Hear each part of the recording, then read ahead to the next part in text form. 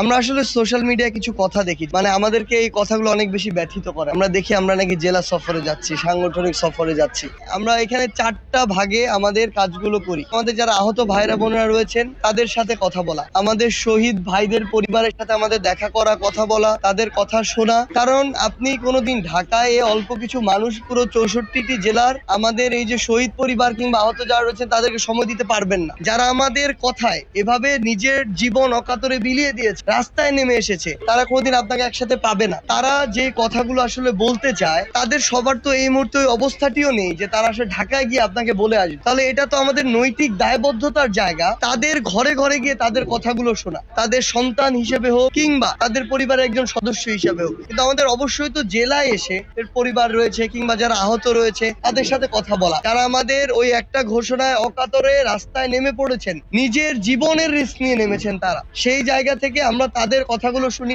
বর্তমানে এই জেলার কি কি সমস্যাগুলো প্রকট সেগুলো শুনি, তাদের কাছে শুনি এগুলো কি করে সমাধান করা যেতে পারে। আমরা আমাদের জায়গা থেকে কি দাবি তাদের হয়ে তুলে ধরতে পারি, তাদের সাথে আমরা কথা বলি। তৃতীয়ত আমরা স্থানীয় নেতৃবৃন্দের সাথে কথা বলি, কারণ আমরা মনে করি একটি জেলার এভাবে যদি স্থিতিশীল অবস্থা আসে এবং এভাবে 64টি জেলার স্থিতিশীল অবস্থা আসে, তাহলে দিন শেষে দেশের স্থিতিশীল অবস্থা আসে। তাহলে আলটিমেটলি আমার এই রাষ্ট্রের স্থিতিশীলতার জন্য তো এই যারা স্থানীয় নেতৃবৃন্দ তাদের মধ্যে একটা সমন্বয় প্রয়োজন, তাদের মধ্যে যে মত পার্থক্য মতভেদ এটা থেকে তাদের ঐক্যবদ্ধ হওয়া প্রয়োজন। এই বার্তাটি আমরা তাদের সাথে কথা বলে তাদেরকে জানাই। এক তো রাষ্ট্রের গুরুত্বপূর্ণ এখানে দায়বদ্ধতার জায়গা রয়েছে। আপনারা দেখেছেন গতকালকে রাষ্ট্র পক্ষ থেকে, সরকারের পক্ষ থেকে 100 কোটি টাকার একটি ফাউন্ডেশন করা হয়েছে, যেখানে এই ফান্ডটি দেওয়া হয়েছে। এখানে আরো অন্যান্য ফাউন্ডেশন যুক্ত হতে পারে। আপনি যখন তাদের পাশে আসবেন এটা তো তাদেরকে মানসিক ভাবে একটা প্রশান্তি দেয়, এটা তারা আসলে চায় দিন শেষে। তো আমাদের সন্তান হিসেবে হোক কিংবা তাদের পরিবারের সদস্য হিসেবে হোক, ওই অভাবটুকু আমরা পূরণ করতে পারবো না, এটা ঠিক, কিন্তু তারপর আমরা তো চেষ্টাটুকু আমাদের করা উচিত। এটি আমাদের নৈতিক একটা দায়বদ্ধতার জায়গা। এই জন্য আমাদের এখানে আসা।